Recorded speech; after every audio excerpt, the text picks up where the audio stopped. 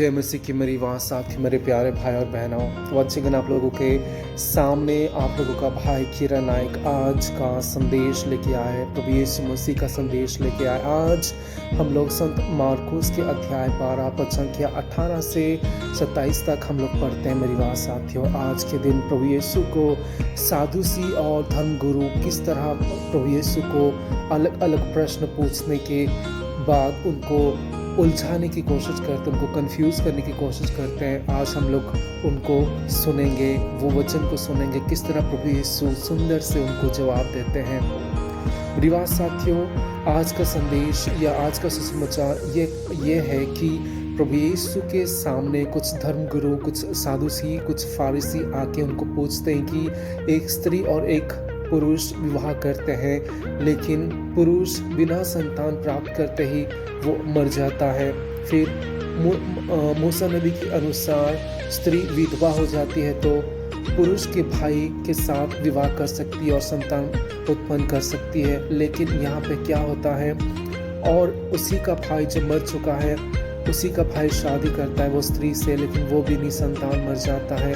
ऐसे लगातार 7 भाई लोग मर जाते हैं निसंतान। तो ये धर्मगुरु और साधुसी लोग प्रभु यीशु को ये प्रश्न पूछते हैं कि जब पुनरुत्थान होगी, जब ये जीवित हो जाएंगे अंतिम समय में, तो ये स्त्री जो है किसका स्त्री बन के वहाँ पे सबके सामने आएगी, ये किसका स्त्री बनेगी। ये प्रश्न, क्योंकि 7 भाई से उनकी शादी हो चुकी है, तो ये प्रश्न पूछने की ये स्त्री किसका शादी बने, किसकी पत्नी बनेगी अंतिम समय में। तो प्रभु यीशु कहते हैं कि जब सब कोई जीवित हो जाएंगे और स्वर्ग में निवास करेंगे, उस समय पुनरुत्थान होने के बाद सब कोई दूत गणों के सदृश, लाइक एंजल्स, दूत लोगों के जैसे, उनके जैसे सदृश हो जाएंगे। और स्वर्ग में ना तो शादी दी जाती है, ना विवाह होती है। मेरी भाषा तो ये उत्तर धर्मगुरुओं को, साधुसी फारिसियों को प्रभु यीशु जवाब में देते हैं। और वो कहते हैं कि तुम लोग मूसा बाइबल में नहीं पढ़े हो क्या, या पुराना विधान में नहीं पढ़े हो क्या, कि तुम लोग यीशु मसीह पिता परमेश्वर जब मूसा से मिलते हैं तो पिता परमेश्वर कहते हैं कि मैं अब्राहम का परमेश्वर हूँ, इसहाक का परमेश्वर हूँ, याकूब का परमेश्वर हूँ। वो जीवित लोगों के परमेश्वर है, ना कि मृत्युओं का। ये संदेश साधुसी धर्मगुरुओं को, फारिसियों को प्रभु यीशु देते हैं। साधुसी फारिसी उन लोग बहुत जेलस फील करते थे जब प्रभु यीशु कुछ अच्छा कार्य करते थे, कभी धर्म प्रचार करते थे, किसी को चंगाई देते थे, तो उन लोग बहुत जेलस फील करते थे और कोशिश करते थे कि इसको किसी भी तरह हम लोग इंसल्ट करें, बदनाम करें और इसको लोकप्रियता से बचा के रखें, ताकि लोग इसके पास ना जाके हमारे पास रहे, हमें सम्मान दे, हमें ऊंचा दर्जा दे। ये साधुसी और फारिसी धर्मगुरुओं की मन में था। मेरी बात साथियों, ये संदेश में, ये सुसमाचार में हम युवाओं के लिए क्या संदेश हो सकती है। मेरी बात साथियों, मैं बताना चाहूँगा कि हम लोग इस धरती पे जब जीवित हैं तो हम लोग हमारे सोच विचार के अनुसार हम लोग जीते हैं और ओपिनियंस देते हैं जीवन के बारे में। लेकिन कोरिन्थियों के नाम में कोरिन्थियों के पत्र में लिखा गया है, संत पौलुस का जो किताब है कोरिन्थियों के नाम लिखा गया है वहाँ पे, कि मनुष्य का जो भी विचार है, जो भी बुद्धि है, वो परमेश्वर के सामने उसका कोई मूल्य नहीं है। It's like God's the wisdom of human being is foolishness to God. ईश्वर के सामने मनुष्य का ज्ञान मूर्खता है।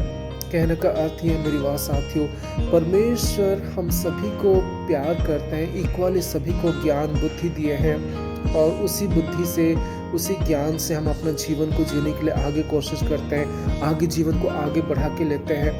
युवा होने के नाते बहुत समय हम लोग क्या करते हैं ना, हम हमारे दिमाग में जिस तरह का सोच विचार आती है उसी तरह का व्यवहार करने के लिए कोशिश करते हैं, उसी प्रकार का कार्य करते हैं। तो क्या होता है, अंतिम में हम लोग बहुत ही बुरी तरह से फंस जाते हैं। और हम लोग मनमानी करते हैं और हम लोग सोचते हैं कि ये कार्य करने से कुछ नहीं होगा। बहुत सारे ऐसे गंदे कार्य, ऐसे बुरी कार्य में हम लोग फंसते हैं जो कि धीरे-धीरे वो आदत बनती है, बहुत बड़ी गंदी आदत बन जाती है और एक दिन वही सोच, वही विचार जिस तरह हम लोग शुरू किए थे ये कार्य करने के लिए, वो सोच विचार से वही चीज़ हमको एक दिन नर्क की ओर लेके चलता है। तो आज हम लोगों के लिए यही शिक्षा होगी मेरी बात साथियों कि हम परमेश्वर को हमारा सब कुछ समर्पण करें और किसी के सामने दिखावा ना करें कि तुम्हें सब कुछ आता है, तुम पंडित हो, तुम ज्ञानी हो। आपकी ज्ञान, आपका पंडिताई, आपकी जो नॉलेज है, जो ज्ञान है, उसको सबके सामने दिखावा में मत कीजिए, दिखावा में मत सामने प्रस्तुत कीजिए, क्योंकि परमेश्वर के सामने ये just it is a foolishness, ये मूर्खता है। इसलिए आप हमेशा परमेश्वर के ऊपर निर्भर रहिए। अपने ज्ञान के साथ साथ परमेश्वर को आशीष मांगिए, कृपा मांगिए कि ये सही है कि ये गलत है, ये रास्ता पे मैं चल रहा हूँ, ये सही है कि गलत है मेरे लिए। तो परमेश्वर तुम लोगों को, हम युवाओं को वो प्रेरणा देंगे, आशीष देंगे और बताएंगे कि ये सही है कि गलत है मेरी बात साथियों। तो आज और एक बात, हम कभी भी किसी को ज्ञान में घमंडी होके किसी को नीचा दिखाने के लिए कोई कार्य ना करें मेरी बात साथियों। इसीलिए मैं कहना चाहूँगा कि अपने जीवन में घमंडी नहीं बनिए। कोई चीज़ आपको अगर परमेश्वर दी है, कोई गिफ्ट दिया है, कुछ ऐसा आशीष आप लोगों को मिला है जिसके माध्यम से तुम खुद की बढ़ाई कर रहे हो, खुद की जीवन को ग्रोथ करने के लिए, खुद की चीज़ों को, घरों को, अपने लाइफ को अच्छे करने के लिए अगर आप इस्तेमाल कर रहे हो तो वो बहुत ही बुरी बात है, क्योंकि जो परमेश्वर जो ज्ञान आपको प्रदान किया है, हाँ अपने लिए करो, लेकिन उस गिफ्ट को, उस जो आप लोगों को उपहार मिला है परमेश्वर की ओर से, एक अच्छा ज्ञान मिला है, वो ज्ञान परमेश्वर की लोगों के लिए, परमेश्वर के कार्य के लिए उसको इस्तेमाल करो, तभी वो मल्टीप्लाई होगा। आप अपने लिए ही करोगे तो उसमें क्या है? तो आप परमेश्वर की लोगों के लिए, अड़ोस पड़ोस के जो भाई बहन हैं, जो दुख तकलीफ में, जो कष्ट में है, उन लोगों के लिए तुम लोग, आप लोग, हम सभी को, हम लोगों को यह शिक्षा मिलती है कि हम उनके सभी को लेके चले, सभी की अच्छाई के लिए सोचें। तो आज का संदेश ये है मेरी बात साथियों कि कभी भी घमंड नहीं करना अपने ज्ञान पे, किसी को नीचा दिखाने के लिए कोशिश मत करना और हमेशा परमेश्वर के ऊपर निर्भर रखना, अपने ज्ञान को, अपने बुद्धि को परमेश्वर के हाथ में सौंपना और वो लेके चलेगा। कहते हैं ना, the beginning of wisdom is the fear of God, the fear of God is the beginning of wisdom.